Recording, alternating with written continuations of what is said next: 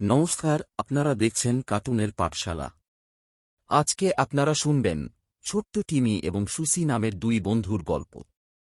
চলুন তাহলে দেরি না করে শুরু করা যাক।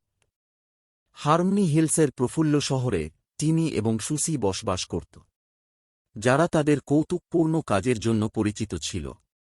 একদিন তারা সারা শহরে গোপনে সূর্যমুখীর বীজ রোপণ করে আনন্দ ছড়িয়ে দেওয়ার সিদ্ধান্ত নেয়। সপ্তাহ পেরিয়ে যাওয়ার সাথে সাথে বীজগুলি বিশাল সূর্যমুখীতে অঙ্কুরিত হয়ে শহরটিকে প্রাণবন্ত বর্ণে আঁকছিল।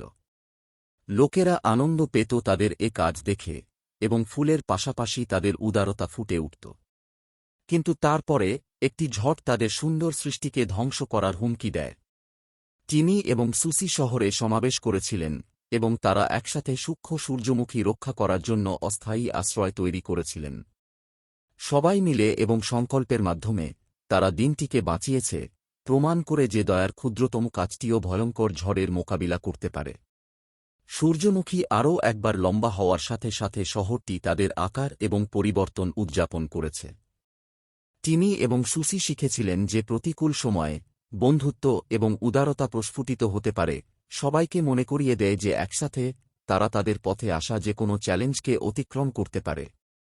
গল্পের মোরাল হল এটাই যে সূর্যমুখী বীজ রোপণ করার এবং ঝড়ের সময় তাদের রক্ষা করার জন্য শহরে সমাবেশ করার মাধ্যমে টিমি এবং সুসি দেখিয়েছিলেন যে কিভাবে ছোট কাজগুলি একটি বড় প্রভাব ফেলতে পারে।